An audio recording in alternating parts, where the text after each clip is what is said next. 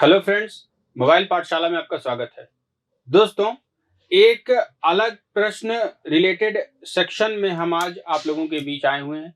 और दोस्तों, इस सेशन में हम 20 सवाल लेंगे जो कि हिस्ट्री से रिलेटेड होंगे। तो हिस्ट्री का हमारा तीसरा लेक्चर है ये।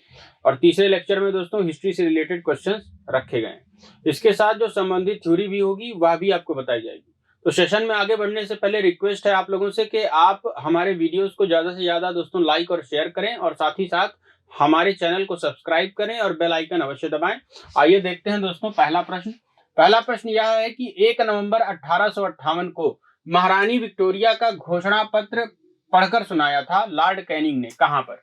तो दोस्तों, महारानी विक्टोरिया का यह घोषणा पत्र था 1858 में, जिसमें महारानी ने खुद को भारत की साम्राज्ञी घोषित कर दिया था। तो यह घोषणा पत्र कहां पर पढ़ के सुनाया गया था? तो यह घोषणा पत्र सुनाया गया था मिंटो पार्क में। और मिंटो पार्क कहां पे है? तो मिंटो पार्क इलाहाबाद में, उत्तर प्रदेश इलाहाबाद में। और इसका नाम अब बदल के प्रयागराज हो चुका है, तो याद रखिएगा प्रयागराज में मिंटो पार्क है। वहीं पर दोस्तों लॉर्ड कैनिंग ने यह घोषणा पत्र महारानी विक्टोरिया का सुनाया था 1 नवंबर सन 1858 को। तो आते हैं दूसरे प्रश्न की तरफ। किस गवर्नर जनरल पर महाभियोग का मुकदमा चलाया गया था? दोस्तों, एक गवर्नर जनरल था जो कि ब्रिटेन के द्वारा इंडिया में पोस्टेड था, और बाद में इसको हटाने के लिए महाभियोग चला क्योंकि इसके ऊपर भ्रष्टाचार के आरोप थे। तो ब्रिटेन की संसद में ही यह महाभियोग चला था, और वह चला था दोस्तों वारेन हेस्टिंग्स पर। याद रखिएगा नाम, वारेन हेस्टिंग्स पर यह महाभियोग चलाया गया था। आगे बढ़ते हैं। निम्नलिखित में से किसने बंगाल में द्वैध शासन प्रणाली को समाप्त कर दिया? तो दोस्तों, द्वैध शासन प्रणाली होती क्या थी? जिसमें दो शासक होते थे, एक कठपुतली शासक होता था और एक असली शासक होता था। तो ऐसे बहुत सारे राज्य कायम किए थे। किसने? रॉबर्ट क्लाइव ने। तो द्वैध शासन प्रणाली लागू करने वाला कौन था? तो रॉबर्ट क्लाइव ही था। और इसको दोस्तों खत्म किसने किया था द्वैध शासन प्रणाली को? तो लॉर्ड कॉर्नवालिस। ठीक है, लॉर्ड कॉर्नवालिस ने द्वैध शासन प्रणाली को दोस्तों खत्म किया था। ठीक है, नाम याद रखिएगा, लॉर्ड कॉर्नवालिस। भारत में सहायक संगठन या सहायक संधि की स्थापना किसने की थी? तो सहायक संगठन की स्थापना दोस्तों Lord Mayo, Lord Cornwallis, Lord Attlee या लॉर्ड कर्जन। दोस्तों, लॉर्ड कॉर्नवालिस ने सहायक संधि की स्थापना की थी। ठीक है, सहायक संधि के अनुसार क्या होता था कि जबरदस्ती दोस्तों राजाओं के एक तरह से जो उनका राज्य क्षेत्र था उसमें ये कहते थे कि हम अपने सैनिक वहां पर रखेंगे, और सैनिकों का हमारे खर्चा भी आप ही वहन करेंगे, और ये सैनिक आपकी सुरक्षा करेंगे। दरअसल वो सुरक्षा नहीं करते थे, वो दोस्तों क्या करते थे, एक तरह से इनडायरेक्टली रूल करते थे उस शासक के ऊपर। ठीक है, तो यह दोस्तों सहायक संधि की शुरुआत लॉर्ड कॉर्नवालिस के द्वारा हुई थी। चलिए आगे बढ़ते हैं। सहायक संधि को किसके काल में क्रियान्वित किया गया? तो दोस्तों देखिए, क्रियान्वित किसके काल में किया गया? तो लॉर्ड वेलेजली के काल में सहायक संधि को क्रियान्वित किया गया। आगे बढ़ते हैं। विलियम बेंटिंक के द्वारा सती प्रथा किस वर्ष समाप्त कर दी गई? तो दोस्तों, लॉर्ड विलियम बेंटिंक ने सती प्रथा समाप्त कर दी, और इसमें राजा राम मोहन राय के प्रयास भी काफी ज्यादा जो है दोस्तों महत्वपूर्ण है। तो अगर किसी भारतीय का नाम पूछा जाए कि किसके प्रयासों से सती प्रथा का उन्मूलन हुआ, तो राजा राम मोहन राय और लॉर्ड विलियम बेंटिक। यह ब्रिटिश उस समय दोस्तों भारत में वायसराय था। तो इसी के काल में दोस्तों सती प्रथा खत्म हुई। और सती प्रथा में क्या किया जाता था कि स्त्रियों को दोस्तों, एक कुप्रथा थी, स्त्रियों को जला दिया जाता था उनके जब पति की मृत्यु हो जाती थी उनके साथ ही। तो काफी विभत्स घटनाएं थी ये। सन 1829 में दोस्तों सती प्रथा का उन्मूलन किया विलियम बेंटिक ने। ठीक है, याद रखिएगा सन 1829। आगे बढ़ते हैं। निम्नलिखित में से किसने विलय की नीति नियोजित एवं क्रियान्वित कर दी? तो दोस्तों, विलय की नीति किसने नियोजित एवं क्रियान्वित की? वेलेजली, हेस्टिंग्स, डलहौजी या क्लाइव? तो देखिए दोस्तों, Lord Wellesley, Lord Hastings, Dalhousie या क्लाइव। तो विलय की नीति दोस्तों क्रियान्वित की थी लॉर्ड डलहौजी। याद रखिएगा, लॉर्ड डलहौजी ने विलय की नीति क्रियान्वित की थी। आगे बढ़ते हैं। भारत में प्रथम रेलवे लाइन किस ब्रिटिश गवर्नर के समय बिछाई गई थी? दोस्तों, भारत में जो प्रथम रेलवे लाइन थी उसको वह जब बिछाई गई तो उस समय दोस्तों कार्यकाल चल रहा था लॉर्ड डलहौजी का ही। याद रखिएगा, लॉर्ड डलहौजी के ही कार्यकाल में प्रथम रेलवे लाइन बिछाई गई। और कहां पर बिछाई गई? तो मुंबई से थाने के बीच में प्रथम रेलवे लाइन बिछाई गई।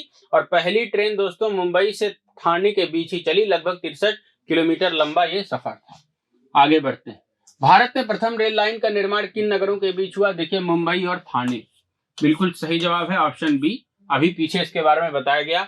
इस रेलगाड़ी में दोस्तों जो पहली रेलगाड़ी चली उसमें 3 इंजन थे। तीनों इंजन का नाम था साहिब, सुल्तान और सिंध। और लगभग दोस्तों 13 बोगियां थी इसमें। 63 किलोमीटर का ये सफर था। विधवा पुनर्विवाह अधिनियम किसके शासनकाल में क्रियान्वित किया गया? तो Lord Dalhousie, Lord Canning, Lord Henry Hardinge या लॉर्ड लॉरेंस। तो दोस्तों विधवा पुनर्विवाह यह शुरू किया गया दोस्तों लॉर्ड कैनिंग के ही कार्यकाल में। ठीक है, लॉर्ड कैनिंग के कार्यकाल में ही दोस्तों विधवा पुनर्विवाह अधिनियम लाया गया, जिसके अंतर्गत हिंदुओं में दोस्तों विधवा पुनर्विवाह ब्राह्मण, क्षत्रिय, वैश्य, शूद्र में कराया जा सके। आगे बढ़ते हैं 11वें प्रश्न की तरफ। ब्रिटिश द्वारा कुशासन का बहाना लेकर निम्नलिखित प्रांतों में से किस एक शासक को हटा दिया गया? दोस्तों सबसे पहले जिस शासक को कुशासन का बहाना लेकर के हटाया गया वो अवध का शासक था। तो किस दोस्तों राज्य को बर्खास्त किया गया कुशासन का बहाना लेकर के? वो अवध का राज्य था। ठीक है, अवध का राज्य था। आगे बढ़ते हैं दोस्तों 12वें प्रश्न की तरफ। निम्नलिखित में से कौन एक भारत का प्रथम वायसराय था? तो दोस्तों भारत का प्रथम वायसराय, थोड़ा सा अच्छा क्वेश्चन है ये। Lord Clive, Lord Cornwallis, Lord Canning या लॉर्ड रेपिंग। दोस्तों लॉर्ड कैनिंग भारत का प्रथम वायसराय था। और इसी के काल में दोस्तों 1857 की क्रांति भी हुई थी, याद रखिए। आगे बढ़ते हैं। भारत में करजन प्रशासन की तुलना औरंगजेब से किसने की थी? दोस्तों औरंगजेब से तुलना की थी लॉर्ड करजन के प्रशासन की गोपाल कृष्ण गोखले जी ने। ठीक है, तो जीके गोखले जी ने दोस्तों ये काम किया था। और उन्होंने ड्रेन थ्योरी भी दी थी। ड्रेन थ्योरी के अंतर्गत वो कहते थे कि अंग्रेज जो है वो क्या कर रहे हैं, हमारे सारे के सारे संसाधनों को निचोड़ करके अपने देश में ले जा रहे हैं। तो ड्रेन थ्योरी भी दोस्तों गोपाल कृष्ण गोखले जी ने ही दी थी। तो भारत में करजन प्रशासन की तुलना औरंगजेब से किसने की? जीके गोखले, गोपाल कृष्ण गोखले, याद रखिएगा। आगे बढ़ते हैं। फूट डालो और राज करो की रणनीति अपनाई गई किसके द्वारा? तो लॉर्ड करजन द्वारा, लॉर्ड मिंटो द्वारा, लॉर्ड डलहौजी द्वारा या लॉर्ड वेलेजली द्वारा। तो दोस्तों फूट डालो और राज करो की नीति की शुरुआत की गई थी लॉर्ड डलहौजी द्वारा, याद रखिएगा। लॉर्ड डलहौजी द्वारा फूट डालो और राज करो की नीति शुरू की गई थी। निम्नांकित में से किसका सुमेल नहीं है? तो किसका सुमेल नहीं है बताना है। Lord Cornwallis. दोस्तों स्थायी बंदोबस्त की शुरुआत लॉर्ड कॉर्नवालिस ने की थी, बिल्कुल ठीक है। लॉर्ड वेलेजली ने सहायक संधि की शुरुआत की थी, इससे संबंधित क्वेश्चन भी आया था पीछे। लॉर्ड डलहौजी ने व्यापकता का सिद्धांत दोस्तों लागू किया था। विलय का सिद्धांत भी इन्होंने ही लागू किया था लॉर्ड डलहौजी ने। तो हड़प का सिद्धांत दोस्तों इसे कहा जाता है, व्यापकता के सिद्धांत को, जिसमें किसी के राज्य को हड़प लिया जाता था।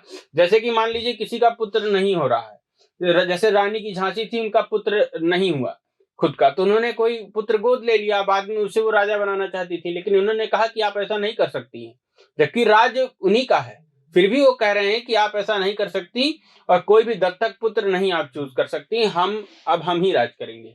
ठीक है, तो थोड़ी सी जबरदस्ती वाला कानून था ये, व्यापकता का सिद्धांत था, यह लॉर्ड डलहौजी ने चलाया।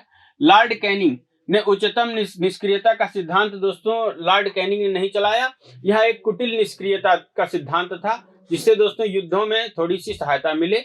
तो कर्नल जोन्स ने या दोस्तों जनरल जोन्स ने ये इसकी शुरुआत की थी, लॉर्ड कैनिंग ने इसकी शुरुआत नहीं की थी। तो ऑप्शन डी सही सुमेलित नहीं है, बाकी सारे का सही सुमेल है।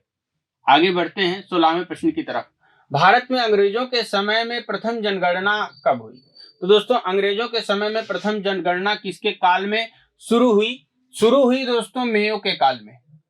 ठीक है, लेकिन दोस्तों मेयो की हत्या कर दी जाती है, और मेयो की हत्या दोस्तों किसने की? तो शेर अली खान नाम का एक पठान था, उसने लॉर्ड मेयो की हत्या कर दी। ठीक है, और कहां पे की? तो दोस्तों इसने की पोर्ट ब्लेयर में, जहां पर अभी काला पानी या सेलुलर जेल है अंडमान और निकोबार में, उसी के दौरे पर लॉर्ड मेयो गया हुआ था, और झाड़ी में दोस्तों एक पठान, लंबा चौड़ा पठान छुपा हुआ था, और उसने क्या किया दोस्तों? लॉर्ड मेयो की हत्या कर दी। उसका नाम था शेर अली खान, तो उसके नाम को भी याद रखिएगा। और लॉर्ड मेयो के कार्यकाल में ही जनगणना की शुरुआत हुई थी और यह जनगणना दोस्तों लॉर्ड रिपन के काल तक चली थी। तो लॉर्ड मेयो के कार्यकाल में, ठीक है।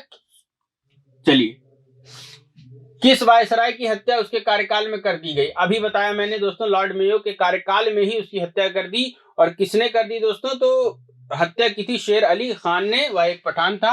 और हत्या कहां पे की? तो अंडमान और निकोबार द्वीप समूह पर उसने हत्या की थी। तो लॉर्ड मेयो की हत्या हुई थी, ठीक है, याद रखिएगा दोस्तों, लॉर्ड मेयो की ही हत्या की गई थी। आगे बढ़ते हैं। लॉर्ड डलहौजी की विलय नीति का प्रथम शिकार निम्नलिखित में से कौन हुआ था? सबसे पहले दोस्तों लॉर्ड डलहौजी की जो विलय नीति थी, अभी मैंने आपको विलय नीति के बारे में समझाया या व्यापगत के सिद्धांत के बारे में समझाया। तो दोस्तों इसका सबसे पहला शिकार जो राज्य था वो था सतारा, ठीक है, सतारा। तो सतारा इसका सर्वप्रथम शिकार हुआ था। आगे बढ़ते हैं 19वें प्रश्न की तरफ। कौन भारत का वायसराय सबसे दीर्घ काल तक रहा? दोस्तों ये सारे ऑप्शन हैं, लेकिन दोस्तों इसमें से ये जो चारों ऑप्शन दिए गए हैं वो ठीक नहीं है, क्योंकि दोस्तों इसमें देखिए, ये इन चारों में से इसका सही जवाब नहीं होगा। सबसे लंबे समय तक जो दीर्घकाल तक जो वायसराय भारत का रहा उसका नाम था दोस्तों लॉर्ड लिनलिथगो, लिनलिथगो, ठीक है, नाम याद रखिएगा, लॉर्ड लिनलिथगो। यही इसका सही जवाब है, ऑप्शन ई बना लीजिए इसको, और यही इसका ठीक जवाब है। लॉर्ड लिनलिथगो का कार्यकाल सबसे दीर्घकालिक रहा। आगे बढ़ते हैं आखिरी प्रश्न की तरफ। निम्नलिखित में से किसे भारत में स्थानीय स्वायत्तता शासन का जनक माना जाता है? दोस्तों एक गुड गवर्नर भी आया था, मतलब कि एक अच्छा वायसराय भारत का चुना गया था, वह लॉर्ड रिपन को माना जाता था, ठीक है। तो लॉर्ड रिपन ने बहुत सारे दोस्तों सुधार किए थे और इसने दोस्तों अलाउ भी किया था कि भारत में जो न्यायाधीश, जो भारतीय न्यायाधीश हैं, वो अब यूरोपियों के केसों को भी देख सकते हैं।